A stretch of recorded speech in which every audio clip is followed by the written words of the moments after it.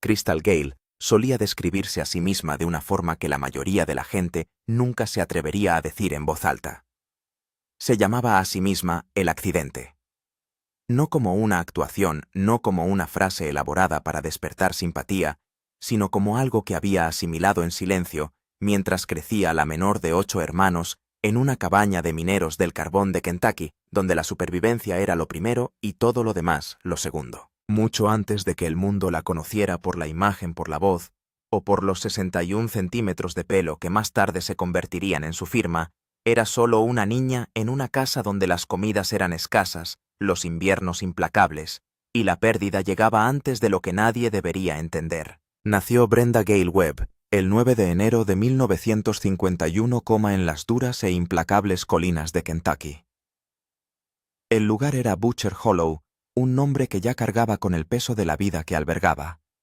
La cabaña en la que vivía su familia era pequeña y desgastada, una estructura que parecía luchar contra las estaciones, tanto como las personas que la habitaban. En invierno temblaba bajo la presión de los vientos fríos que se colaban por todas las rendijas. En verano atrapaba el calor hasta que el propio aire se sentía pesado. El polvo del carbón estaba por todas partes, se depositaba en el porche, se pegaba a la ropa, se incrustaba en la piel. No solo cubría superficies, daba la sensación de que cubría posibilidades. La comida nunca era algo con lo que se pudiera contar. Las comidas se hacían con lo que había, no con lo que se quería.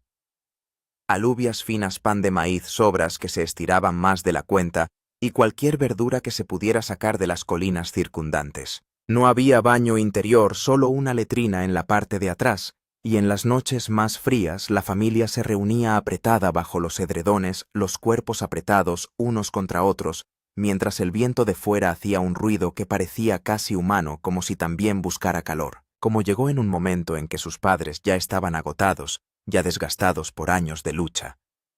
Brenda creció escuchando comentarios que se le quedaron grabados más tiempo del que nadie se daba cuenta. Bromas que en realidad no eran bromas. Comentarios sobre el momento oportuno, sobre la carga sobre una boca más en una casa que ya tenía demasiadas. Así que empezó a describirse a sí misma como el accidente, no por amargura, sino porque podía sentir la presión que su existencia añadía a una familia que ya estaba más allá de sus límites. Y sin embargo, incluso en ese ambiente, algo dentro de ella se negaba a atenuarse. Los vecinos tampoco tenían dinero, así que intercambiaban lo que podían, a veces comida, a veces trabajo y a veces música. Algunas noches, la sala de estar se transformaba en algo totalmente distinto, un lugar donde las preocupaciones podían dejarse de lado, aunque solo fuera brevemente, y sustituirse por sonidos y risas.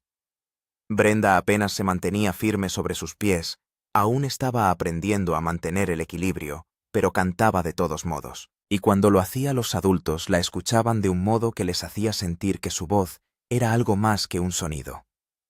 Era consuelo, era una vía de escape, era algo parecido a la esperanza. Su madre Clara sufría el tipo de agotamiento que no aparece de golpe, sino que se acumula durante años hasta que se instala en cada movimiento.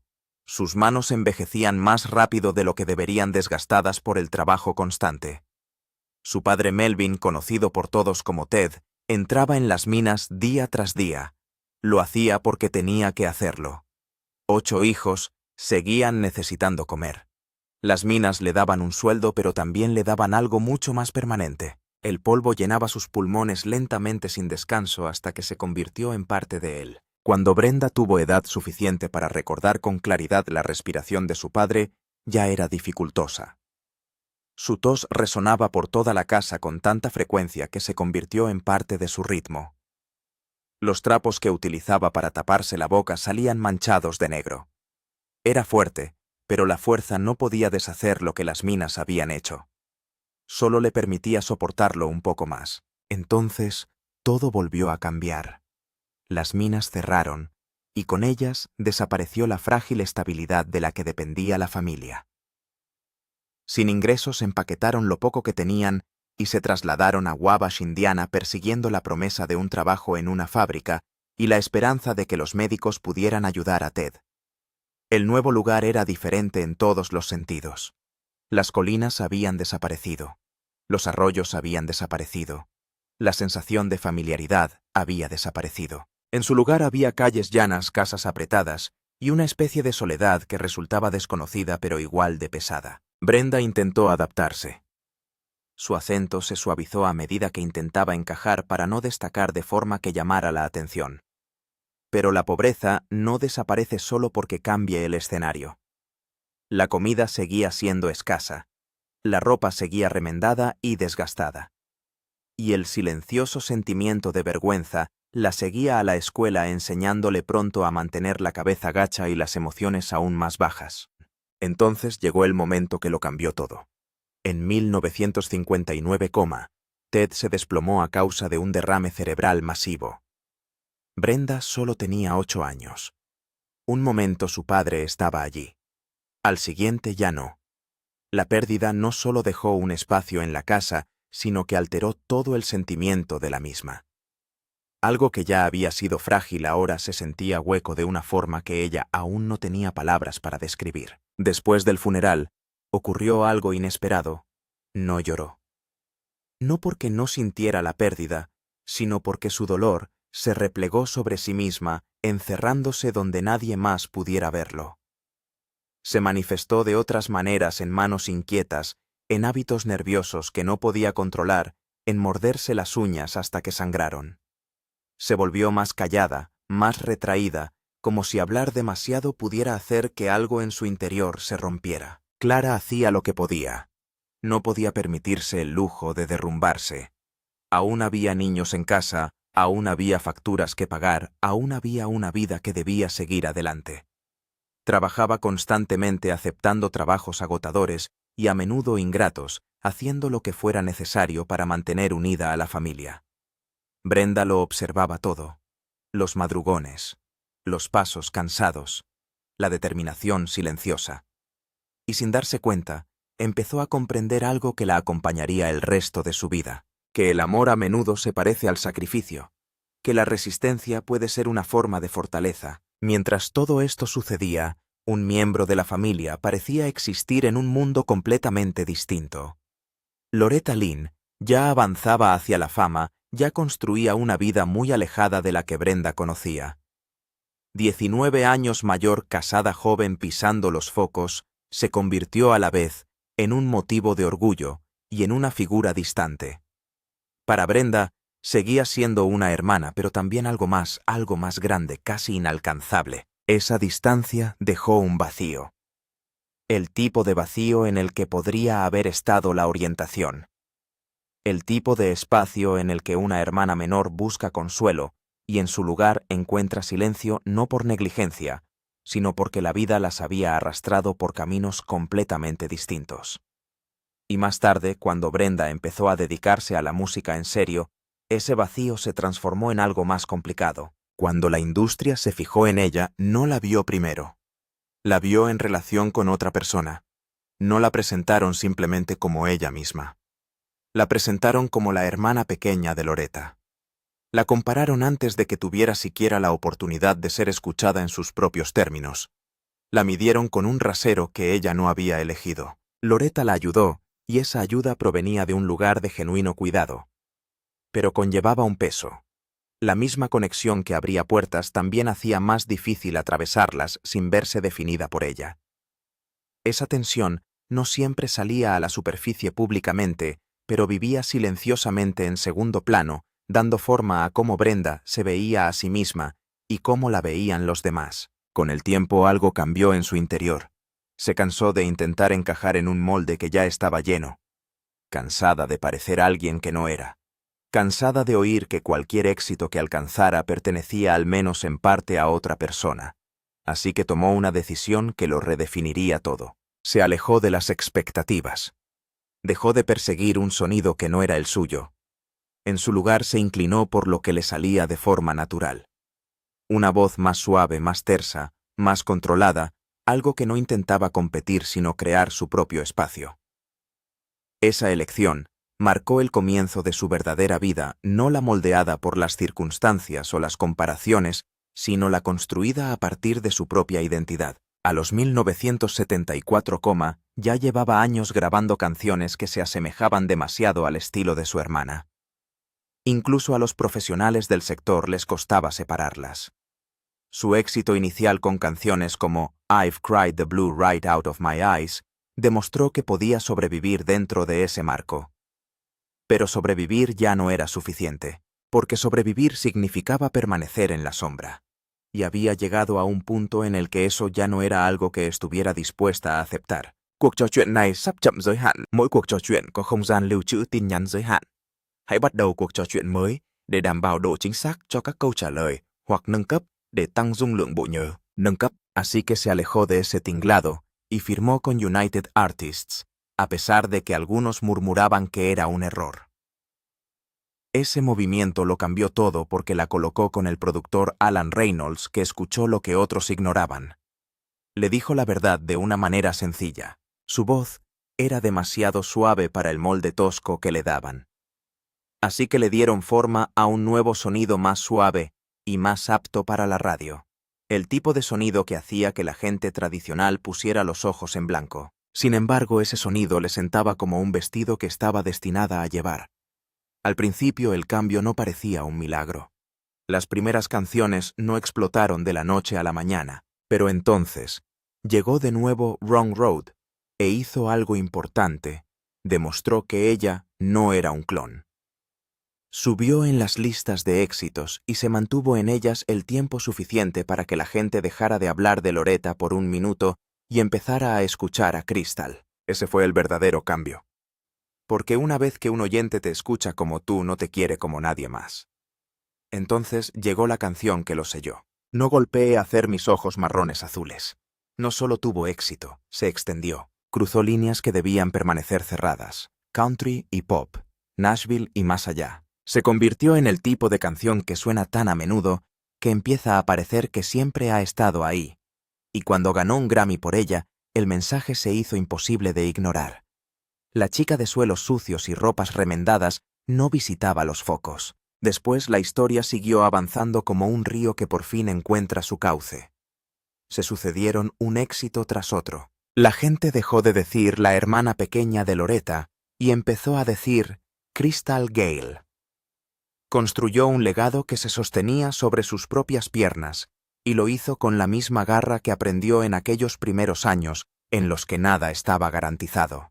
Incluso su necesidad de estabilidad, la necesidad que comenzó cuando se llevaron a su padre demasiado pronto, se manifestó en su forma de vivir. Se aferró al amor. Se aferró a la coherencia. Se aferró al tipo de vida que no desaparece de la noche a la mañana. La famosa melena hasta el suelo de Crystal Gayle no empezó como un truco publicitario, sino como algo mucho más personal. A finales de los 1960, cuando aún era una adolescente que vivía en Wabash, Indiana, se prometió a sí misma que nunca volvería a cortarse el pelo. Entonces, solo tenía 16 años y aún arrastraba el peso de una infancia dura después de que su familia se hubiera trasladado de la Kentucky rural tras la muerte de su padre a causa del pulmón negro en 1959. La vida en casa nunca había sido sencilla. Había 7 hermanos, muy poca paz, y siempre la alargada sombra de Loretta Lynn planeando sobre todo. Así que cuando la joven Brenda Gayle Webb, que más tarde se convertiría en Crystal Gayle, decidió dejarse crecer el pelo, no fue realmente por belleza al principio, sino por control. Se trataba de tener una parte de su vida que solo le perteneciera a ella. Esa elección se quedó con ella, creció con ella, y antes de que nadie en el negocio de la música entendiera en qué se convertiría, ya se había convertido en parte de lo que ella era. Su madre Clara había impulsado en su día estilos más cortos y pulidos, pero Crystal se movió en otra dirección. Se aferró a la longitud suave y a una especie de desafío silencioso. A los 1970, cuando tenía 19 años y firmaba con Decca Records, el pelo ya le llegaba a las rodillas. En Nashville, donde la gente está acostumbrada a peinados pulcros y looks más seguros, Crystal destacó enseguida. Sin embargo, al principio no construyó su imagen en torno a ese peinado, sino que simplemente vivió con él, y con el tiempo a la gente le resultó imposible separar a la mujer de su pelo. Entonces llegó la fama, y lo que había empezado como una promesa privada se convirtió en una firma pública.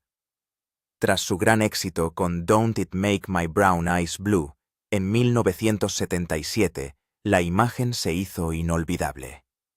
En las giras de finales de 1970, su melena barría el suelo del escenario mientras cantaba ante multitudes que agotaron las entradas y los fans no podían dejar de mirarla. Le dio presencia antes incluso de que abriera la boca. Hizo que la gente se inclinara hacia adelante en sus asientos. Algunos murmuraban desde la primera fila preguntándose si era falso. Crystal solía reírse. Sabía que llegarían las preguntas, así que las afrontaba con encanto. Durante su especial de la CBS, en 1979, bromeó diciendo que era toda suya y que crecía 1 centímetro al mes. Al público le encantó, y esa pequeña frase le dijo a la gente todo lo que necesitaba saber. El pelo era real. La imagen era real y también lo era la mujer que había dentro. Con el paso de los años, el pelo siguió creciendo y dejó de ser solo un rasgo llamativo para convertirse en parte integrante de su leyenda. A principios de los 1990, en su 1,75 m de estatura, le llegaba realmente al suelo. Los informes la midieron más tarde en 61 centímetros, lo que significaba que caía a su alrededor como una capa viviente. Era hermosa, pero también inconveniente en aspectos en los que la mayoría de la gente nunca ha tenido que pensar. En el escenario rozaba el suelo, entre bastidores se enganchaba en los pomos y se enganchaba a todo lo que pasaba. En los tráilers tenía que sujetarlo con alfileres para poder moverse. Durante las actuaciones tenía que estar pendiente de dónde estaba en todo momento, sobre todo con tacones, porque un paso en falso podía hacer que pasara del glamour al desastre. Esa era la cara oculta.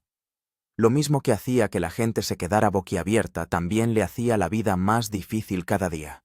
Cuidarla requería mucho tiempo y mucha paciencia. Lo cepillaba por secciones, evitaba las herramientas térmicas y lo dejaba secar al aire, aunque eso supusiera horas de espera antes de un espectáculo. En las giras lo envolvía en pañuelos de seda para evitar que se anudara durante los viajes en autobús. El viento podía convertir una sesión de fotos en un desastre. Las luces del escenario podían convertirse en un peligro. Había que acercarse con cuidado a las puertas. Las sillas, las esquinas, los ganchos de los trajes y el desorden entre bastidores se convertían en pequeñas amenazas. El pelo parecía mágico desde el público, pero desde su lado era trabajo. El trabajo constante. Y ese trabajo la agotaban. A mediados del 1980 y en el 1990, el mero peso de su pelo empezó a causarle verdaderos dolores. Tenía dolores de cabeza, le dolía el cuello. Incluso peinarlo podía llegar a ser agotador. Antes de algunos espectáculos, el tiempo dedicado a lavarlo y secarlo la dejaba exhausta, antes incluso de llegar a la prueba de sonido. Hubo momentos en los que la carga se sentía tan pesada que cortarla debió de parecerle un alivio en sí mismo. Ya no era solo un estilo, era algo que llevaba física y emocionalmente todos los días. Aún así se mantuvo firme. Parte de la razón provenía de la gente que la rodeaba.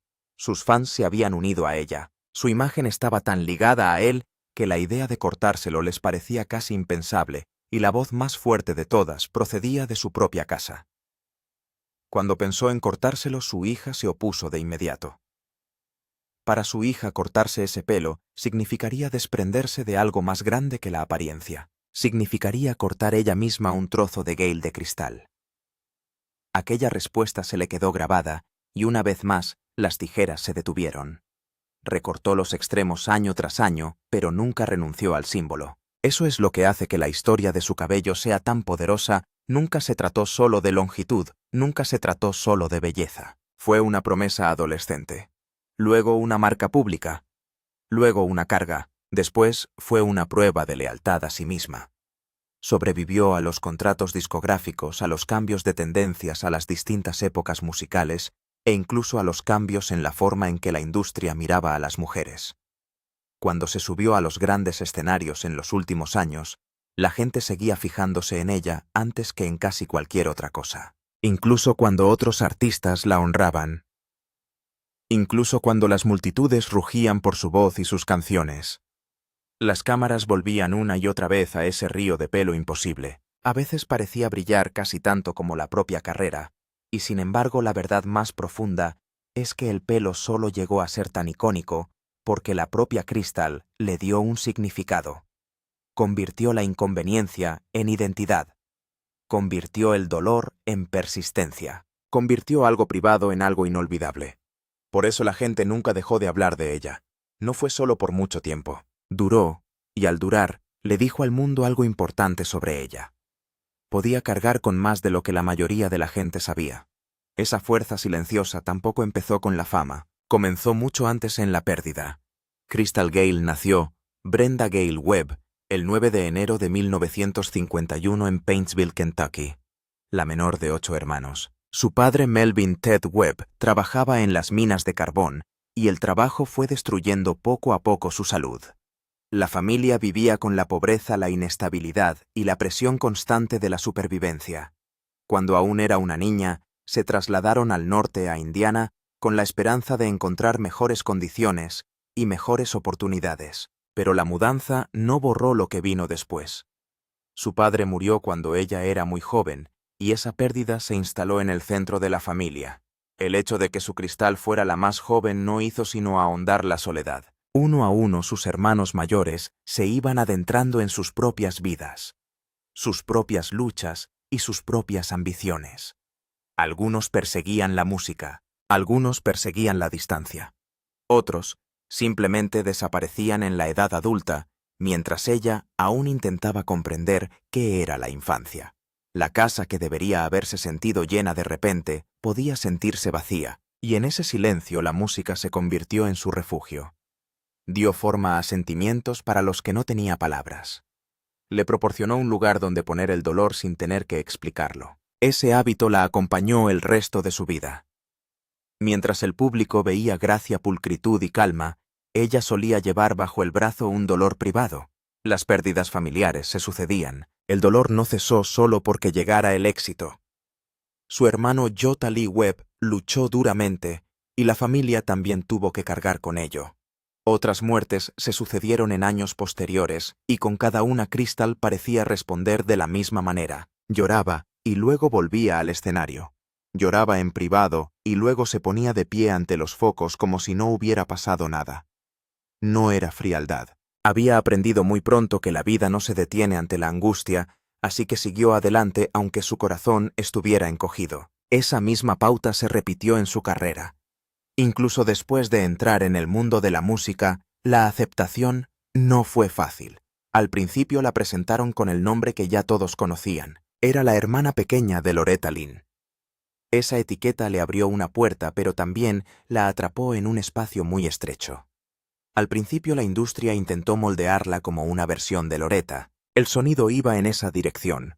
La imagen iba en esa dirección. El mensaje era claro. Sé familiar, sé segura, sé la hermana pequeña. Pero Crystal no podía vivir allí para siempre. Respetaba profundamente a Loretta, pero sabía que si se quedaba en ese molde nunca llegaría a ser ella misma. Así que cambió de dirección. Se orientó hacia un sonido más suave. Aún mantenía el country en su núcleo, pero abría la puerta al pop.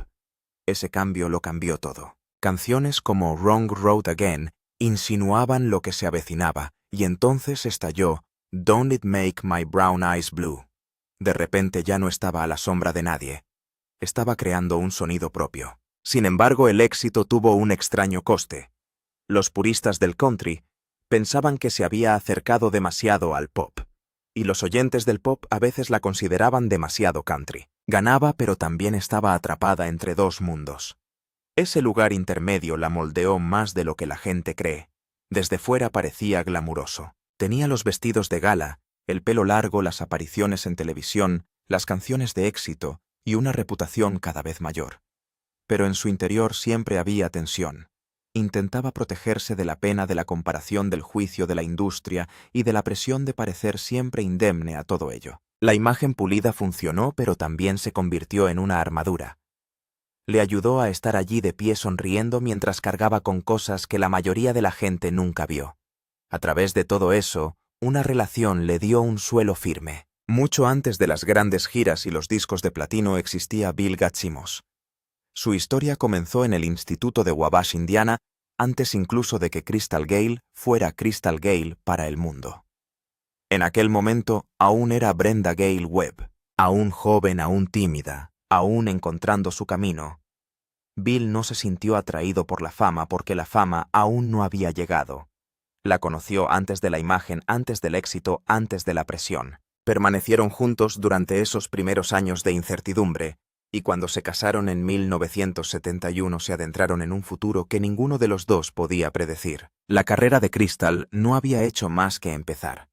El camino era inestable. Los primeros discos no estaban dando los resultados esperados. Las comparaciones con Loretta eran constantes, pero Bill creía en ella, y esa creencia se convirtió en parte de los cimientos sobre los que se sostenía. Cuando necesitó romper con la vieja imagen y arriesgarse a un nuevo sonido, él estuvo ahí. Cuando el negocio se volvió exigente y complicado, él hizo algo más que apoyarla emocionalmente. Con el tiempo, Bill asumió plenamente el papel de manager, y eso cambió la forma de todo lo que había entre bastidores. Mientras Crystal estaba bajo las luces, Bill se encargaba de la presión fuera del escenario. Se ocupaba de los contratos, las reservas, las negociaciones, los horarios y todo el ruido que puede engullir a un artista. Se ocupaba de los negocios para que ella pudiera centrarse en la música. Ese trabajo silencioso importaba más de lo que la mayoría de la gente se daba cuenta. La industria de la música está llena de historias de amor que se rompieron bajo el estrés, el ego, el alcohol, la distancia y los viajes constantes. De algún modo la suya no lo hizo, y uno de los motivos es que Bill nunca pareció interesado en formar parte del espectáculo. Se mantuvo firme, se mantuvo útil, se mantuvo presente. Esa constancia se hizo aún más importante cuando su familia creció. Crystal no solo intentaba ser cantante con una carrera de éxito, sino también esposa, madre, hija y hermana a menudo, todo al mismo tiempo, mientras el dolor y las obligaciones iban surgiendo en el trasfondo. Cuando los niños entraron en escena, el equilibrio se hizo aún más intenso. Hubo giras, grabaciones y apariciones públicas, pero también hubo comidas entre bastidores, momentos familiares apresurados y la dolorosa conciencia de que el tiempo en casa siempre era limitado. Bill ayudó a mantener unido ese mundo. Protegió su espacio cuando la vida se volvió demasiado ruidosa. Manejaba las crisis con tranquilidad. Hacía posible que ella siguiera adelante. Esa es una de las razones por las que su matrimonio destaca tanto. En un mundo en el que tantas relaciones de música country se desmoronan bajo la presión, la suya perduró. No sobrevivió porque vivieran en la fantasía, sino porque construyeron hábitos de lealtad y firmeza que fueron más fuertes que el caos que les rodeaba. Crystal ya había visto lo duro que podía llegar a ser el matrimonio a través de las vidas de otras personas cercanas a ella. Sabía cómo la fama podía dañar un hogar. Así que el hecho de que ella y Bill permanecieran intactos año tras año dice algo real sobre lo que crearon juntos. No era llamativa, era sólida. Incluso con ese apoyo, una relación seguía siendo especialmente complicada a los ojos del público, y era su vínculo con Loretta Lynn. Desde fuera, la gente siempre estaba ansiosa por convertir su conexión en una simple historia. Querían rivalidad fácil, celos fáciles, titulares fáciles, pero la verdadera familia nunca funciona así de bien. Crystal quería profundamente a Loretta, que le ayudó a abrirle las primeras puertas. Entre ellos había admiración, gratitud y una historia que nunca podría borrarse. Al mismo tiempo, había tensiones que vivieron silenciosamente bajo la superficie durante años. Algunas de esas tensiones provenían de lo mismo que hizo que Crystal tuviera éxito. Una vez que su sonido crossover despegó y su imagen se hizo más glamurosa, el contraste entre las hermanas no hizo sino agudizarse. Loretta pasó a representar un tipo de verdad country más rudo y tradicional, mientras que Crystal pasó a encarnar la pulcritud, la suavidad, la elegancia y el atractivo crossover. El público lo notó, la industria lo notó, y por supuesto la familia también lo sintió. Eso no significaba que dejaran de quererse, sino que eran humanos. Las hermanas pueden admirarse mutuamente y seguir haciéndose daño. Pueden subirse al mismo escenario y seguir arrastrando heridas que el público no puede ver. Para Crystal ese dolor silencioso se mantuvo vivo durante años. Quería aprobación, orgullo, sentirse valorada en sus propios términos, y no simplemente comparada con la leyenda familiar que tenía al lado. A veces la distancia entre ellos parecía más emocional que física. Podían compartir un momento en público y seguir sintiéndose muy distantes en privado. Pero incluso entonces el amor permanecía por debajo de la tensión. Esa verdad se hizo aún más conmovedora en los últimos años de Loretta. A medida que el tiempo suavizaba las viejas tensiones, Crystal se acercaba más. Lo que el público a menudo echaba de menos era la ternura que volvía en esos últimos días. La relación ya no giraba en torno a las viejas comparaciones. Se convirtió en presencia, memoria y cuidado. Cuando la salud de Loretta empeoró, Crystal apareció de un modo profundamente personal y alejado de las cámaras. La hermana pequeña que antes vivía a la sombra gigantesca de una leyenda era ahora simplemente una hermana de nuevo. Ese cambio importó. Dio espacio para algo más suave. Dio espacio para el perdón. Y tras la muerte de Loretta, la pérdida pareció instalarse en la vida de Crystal de un modo nuevo. El dolor cambió el color de las cosas, hizo que el pasado se sintiera más cercano, hizo que la memoria se activara más, hizo que la familia se sintiera más importante que nunca. En esa época de la vida, Crystal parecía avanzar aún más claramente hacia la paz. El mundo seguía conociéndola como la mujer de la melena, los éxitos, el glamour, la voz y la elegancia. Pero debajo de todo eso había alguien que se había pasado toda una vida cargando cuidadosamente con el dolor y convirtiéndolo en canción. Por eso la imagen de su casa en Nashville me parece tan apropiada. Después de décadas en el candelero, después de todos los discos, todas las giras, todo el escrutinio, se instaló en una vida más tranquila. No una vida de ruidosa exhibición de celebridades, sino una construida en torno a la intimidad, la familia, la rutina y la calma. Su casa se convirtió menos en un símbolo de riqueza y más en un símbolo de refugio. Era el tipo de lugar en el que una persona que había pasado tantos años entregándose al público podía por fin exhalar. Y esa vida más tranquila tiene sentido cuando se observa el camino que había recorrido. Ella ya había vivido las partes difíciles, ya había conocido la pérdida de la infancia, el dolor familiar, la presión de la industria, las expectativas del público y la extraña soledad que puede vivir dentro del éxito, por lo que la sencillez de sus últimos años se siente ganada. Cocinar en casa, pasar tiempo con los hijos y los nietos, recortar el calendario de giras, proteger la paz y elegir las apariciones significativas en lugar del movimiento interminable, reflejan a una mujer que ya no necesita el ruido para demostrar nada. Incluso sus finanzas parecen contar la misma historia. Construyó una carrera sólida, tomó decisiones inteligentes y vivió sin el tipo de extravagancias que la gente suele esperar de las estrellas. El éxito no la empujó hacia el espectáculo, en cambio le dio la libertad de elegir una vida más suave. Esa elección dice mucho de quién es realmente. Para alguien que en su día pasó años luchando por ser reconocida como su propia persona, la paz puede haberse convertido en el mayor éxito de todos. Y ese es realmente el hilo que lo conecta todo. El pelo, la pena, la música, el matrimonio, la familia, el hogar tranquilo, la vida cuidadosa. Ninguna de estas cosas se sostiene por sí sola. Todas pertenecen a la misma historia. Una joven de una familia en apuros aprendió a sobrevivir aferrándose a lo que era suyo. Primero fue su voz. Por el camino perdió gente, soportó presiones y construyó una vida que podría haberse quebrado fácilmente bajo el peso de la fama. Pero no fue así. Crystal Gayle no se hizo memorable solo porque tenía un aspecto diferente o cantaba maravillosamente. Se hizo memorable porque atravesó cada capítulo con una especie de resistencia silenciosa que la gente podía sentir aunque no siempre pudiera ponerle nombre. Hacía que la suavidad pareciese fuerte, que la elegancia pareciese duradera y que la supervivencia pareciese grácil.